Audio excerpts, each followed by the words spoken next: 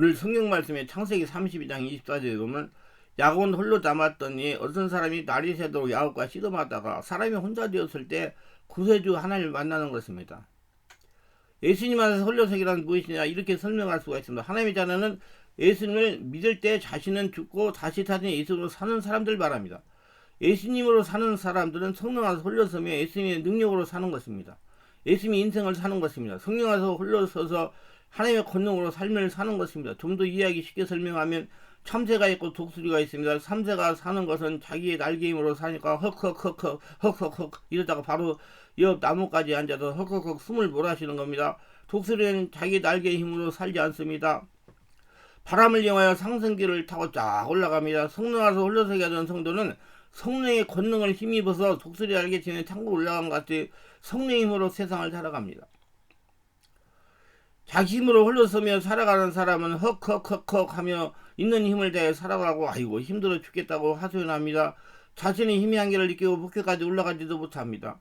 자기 힘으로 어디까지 올라가겠어요? 성령 안에서 홀로서는 성도는 성령의 힘으로 살아가기 때문에 독수리 날개치며 올라간 것 같이 저 높은 곳을 향하여 올라갈 수가 있는 것입니다. 홀로서기에는 자기 중심의 홀로서기와 성령님 안에서 홀로서기가 있습니다.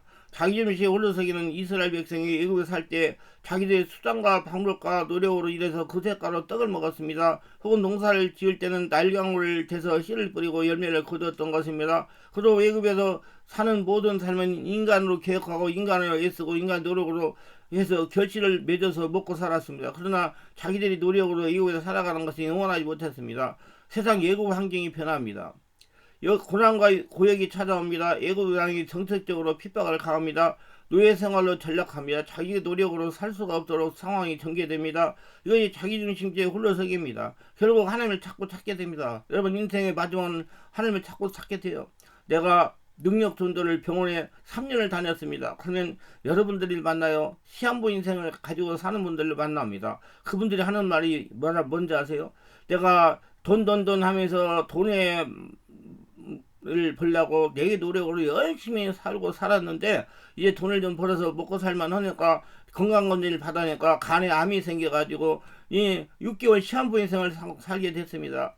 그래서 그분들에게 이 얘기를 하면 그때 예수를 영접합니다. 그래서 그러면서 하는 말이 목사님 내가 인생을 잘못 사는 것 같습니다. 내 관리를 좀 하고 살았을 걸 하는 분들이 많이 있습니다. 그래서 결국 하나님을 찾아 하나님을 믿게 됩니다.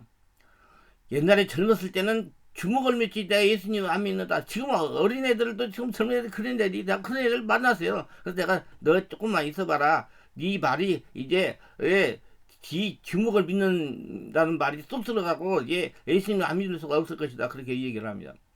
성령 안에서 홀로서기는 모세를 따라 홍해를 건너 광야로 나왔을 때 이제는 자기 힘으로 살아갈 수가 없었습니다.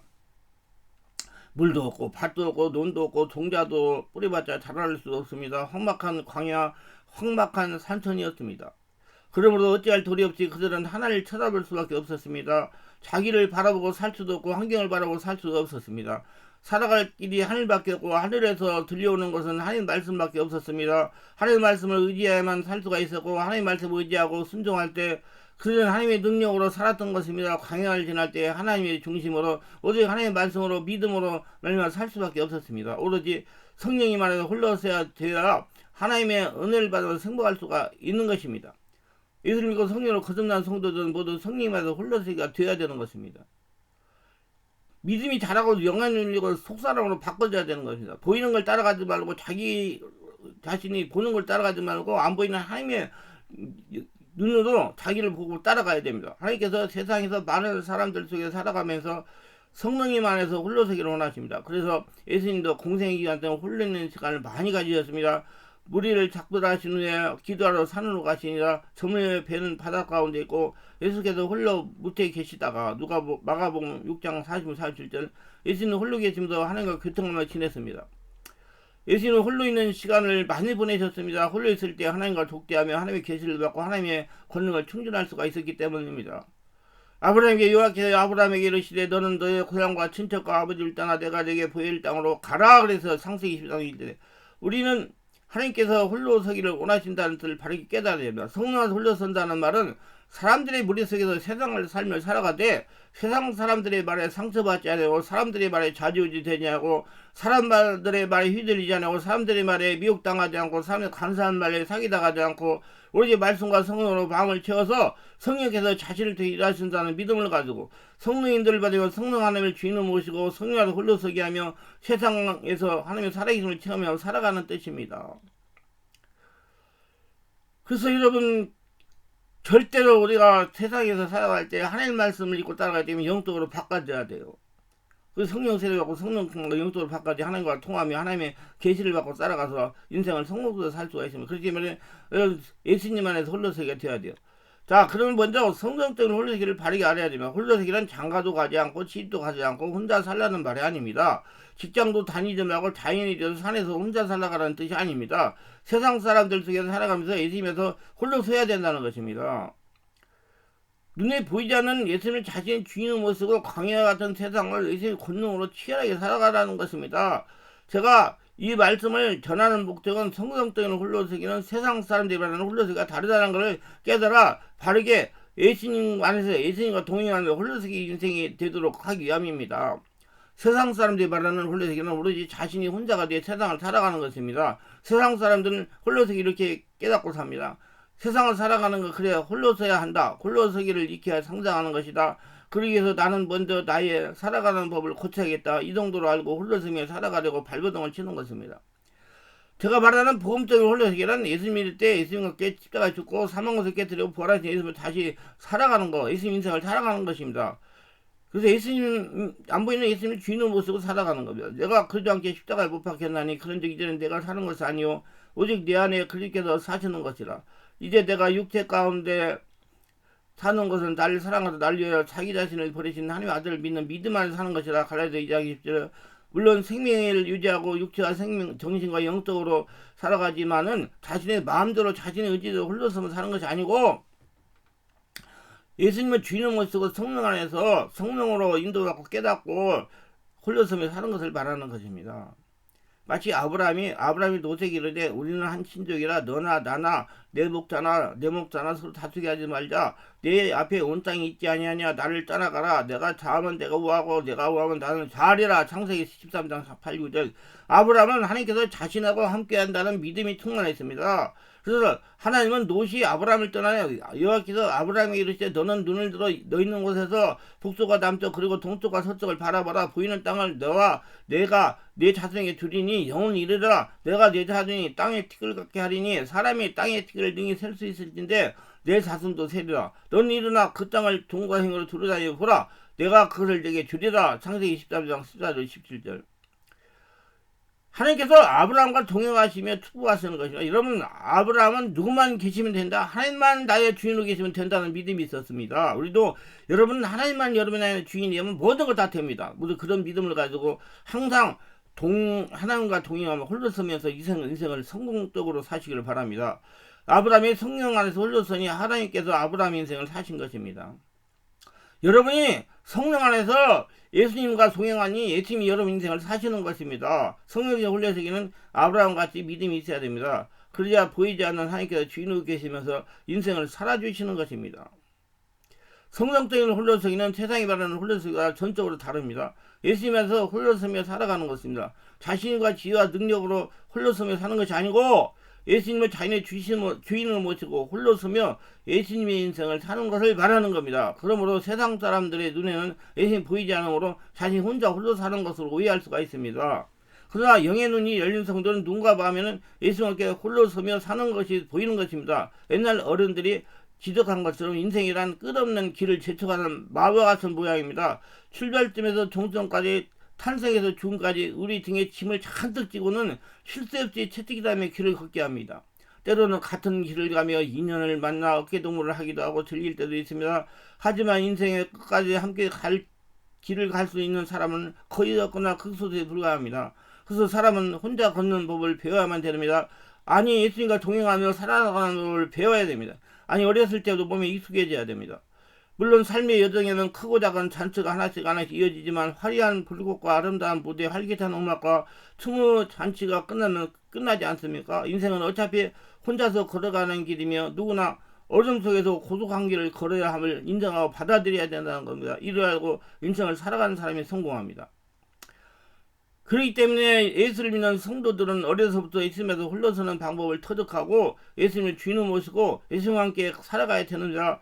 혼자 세상을 살아가더라도 성령님께서 주인으로 동행하시기 때문입니다. 안 보이지만 여러분 예수님이 주인으로 동행하시고 계십니다. 인생의 개인적 차원과 관계적 차원이 있습니다. 이 두 가지를 구분하고 다룰 줄 알아야 건강하고 성숙하게 살 수 있습니다. 신앙생활도 마찬가지입니다. 이 두 가지를 깨달아야 누군가 도움을 받을 성김의 신앙을 누릴 수가 있습니다. 인생과 신앙에서 이 두 가지 차원을 무작위로 섞어 혼동하면 그는 늘 막다른 골목에 들어선 차량처럼 길이 없어질 느낌을 받습니다. 인생은 개인적 차원이 존재하는데 그는 홀로서기를 뜻합니다. 인생은 홀로서기에 부단한 연습입니다. 사람이 태어나 1년이 되면 걸어가는 연습을 합니다. 부모가 도와주지만 보름지기 인간은 홀로 서야 됩니다. 10대 후반에도 홀로서기 연습을 합니다. 사춘기입니다. 20대 후반에도 홀로서기 연습을 합니다.